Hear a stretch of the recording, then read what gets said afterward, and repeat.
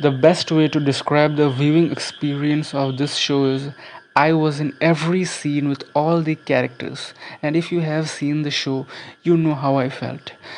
The show opens with a bang into the world of the story, literally, and envelops around our head slowly and hauntingly. The analogy I draw while explaining great storytelling is imagine you have concealed something in your fist. Now, how are you going to reveal it to the other person? One way is to open it within a fraction of a second, or you can open it one finger at a time. Now, the choice of the order in which you lift your fingers is what makes the revelation of the concealed object exciting. That's how I felt the screenplay was unfolding in the first episode. Jamie's dad trying to keep it together so as to keep his son feel safe. When he talks to the solicitor after he follows him out of the room to talk privately with him and his voice is shaking.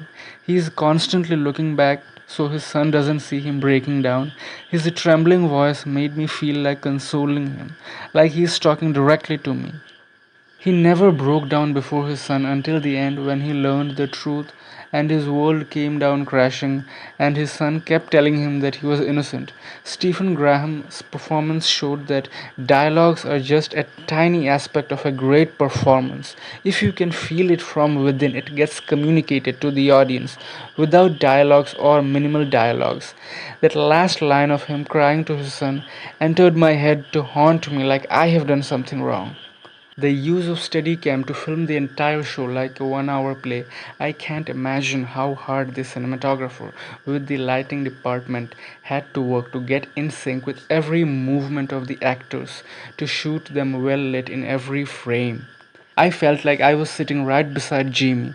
The feeling of horror that can make you piss your pants can be achieved via cinematography, editing, score, performance, production design, etc. Or the director can grab you and sit your ass down next to the characters.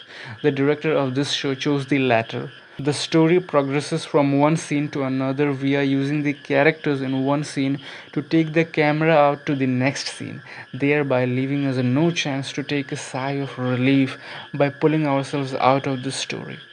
I knew Stephen Graham is a great fucking actor from The Irishman, which is one of my favorite movies of all time. That ice cream fight and You Were Late scene with Al Pacino, two hilarious scenes from the film. Anyways, now I know why he was late. He was probably busy writing this great fucking show, Mr. Pacino.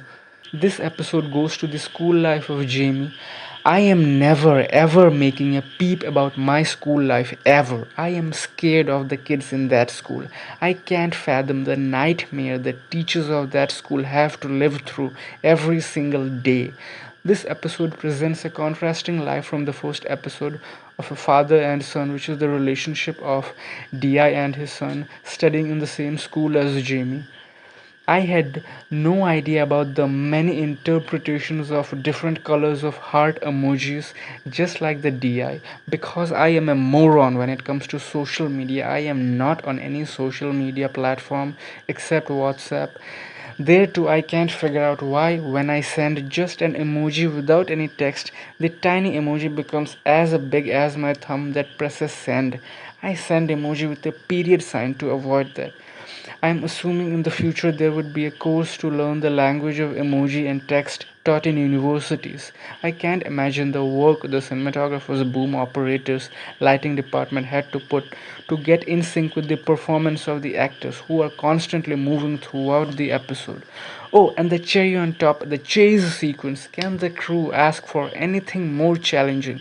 The editors might be having a field day because of how much burden was lifted off their shoulders. Heart of this episode was Di and his son. Their jarring relationship finally took comfortable seats and went for chips and coke. We finally meet Jamie. To be precise, explore his character. To be more precise, a psychologist tries to assess his personality. When he tried to scare the psychologist, I realized how scary kids can be. And now I will feel less shame when I run away from a neighborhood kid who chases me with a rock in his hand. Kids can be really scary. So what if they're just 5-year olds? Jamie is also 5. Oh, Jamie's a teenager. Moving on, this episode, along with every other episode, used food so well to retain the innocence of children, like the hot chocolate and sandwich being a part of the conversation between the psychologist and Jamie.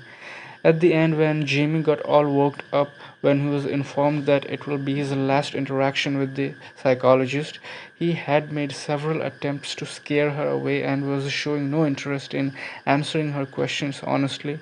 Yet he started begging her to stay and keep visiting him and wanted to know if she liked him. I think it was because for so long he was longing for a connection with another human being and acting all grown up for attention. Now he finally felt that and it's taken away from him and he cannot accept that, like a kid fighting for his toys. The story tenses up not by unnecessary music but by great camera movements, even better than how Denis Villeneuve employs the same technique. We finally enter the soul of this story. The catalyst of the episode, which is Eddie's van spray painted by some punks, is a metaphor for the impact and incidents like this leaves on the family. And no matter where you go, it will knock at your door sooner or later. You can never completely scrub off that mark from your life and have to come to terms with it. That's what I think. This was the best episode of the show. I got the vibes of one of my favorite director's films, Lee Chang-dong. The ending song crafts a poignant irony and leaves you with a heavy heart.